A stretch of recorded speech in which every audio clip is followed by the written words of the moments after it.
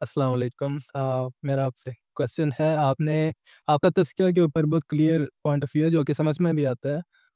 आपको आपने के तज़किया जो है वो नहीं उस तरह से जिस तरह से हमें सिखाया गया है कि पहले बैठ के आपने तस्बीह पढ़ते रहो और अमल कोई ना करो।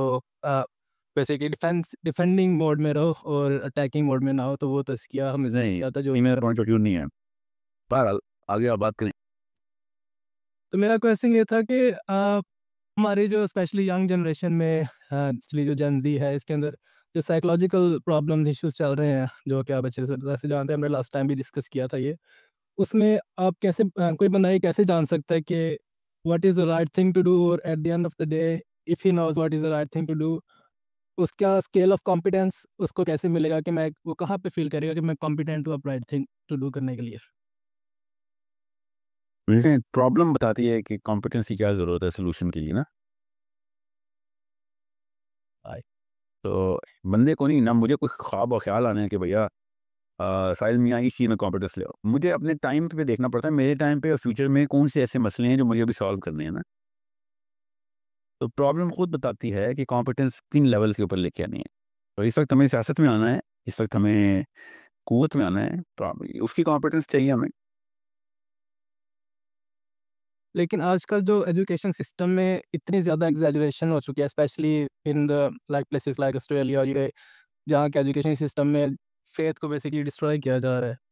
तो eight the end of the day यहाँ पे लाइक जो यंग जनरेशन है वो कंफ्यूज माइंडसेट के साथ होती है कि उनको नहीं पता चल रहा कि जो कुछ वो देख रहे हैं, सुन रहे हैं, जो कुछ वो एक्सपीरियंस कर रहे हैं उसमें रियलिटी नहीं है, और उसमें उनका अपना क्या किरदार किस लेवल पे होना चाहिए। और at the end of the day सीरा सीख के वो चीज़ें काफ़ी समझ में आ जाती हैं, फिलॉसफी ना ना हो जाती है, लेकिन साथ साथ कभी आपने नोटिस किया है कि दुनिया की हिस्ट्री में कभी भी ऐसा टाइम नहीं गुजरा जिसमें लोग खुद ही बगैर किसी किताब के भी खुद ही अपना एक खुदा बना के उसकी पूजा ना शुरू कर दें। जी, बिल्कुल ऐसी है। Faith is ingrain in our system. हम फेथ को निकाल ही नहीं सकते अपने अंदर से, जितना मर्जी कोशिश करेंगे इंसान अकेले में फेथ खुद ही बनाना शुरू कर देगा। हमारा काम है कुरान के थ्रू कॉम्पिटेंस की डेफिनेशन देना। मैं तो मैथ्स भी सिखा रहा हूँ, फिजिक्स भी सिखा रहा हूँ, सोर्स कोड में तो कुरान के नाम भी सिखा रहा हूँ, लिटरली कुरान खोल के। ठीक है, ताकि लोगों को पता हो। और मैथमेटिक्स के कोर्स का नाम हमारा कुरानिक मैथमेटिक्स है, ताकि लोगों को कुछ शक शुबा ना रहे कि भैया मंजिल हदफ कुरान है। मसला ये है कि ऑस्ट्रेलिया में भी ना, जब ये स्कूल कॉलेज यूनिवर्सिटी से फारिग होंगे ना, और जब इनको हवा लगेगी ना दुनिया की, तो अकेले में ये फेथ खुद ही ढूंढेंगे। हमारा काम है इनको अभी से इन्हीं के करियर्स के अंदर इस्लाम को एज अ करियर इंट्रोड्यूस करवाना। इस्लाम को एज अ करियर लेके चलो, ताकत में भी रहो, पैसे भी बनाओ, और इफेक्टिव कंट्रीब्यूटर बन जाओ towards making the bigger change. ये उनके अपने नशे की ग्रामर है जो मैं बोल रहा हूँ, ये जेन जी के नशे की ग्रामर है।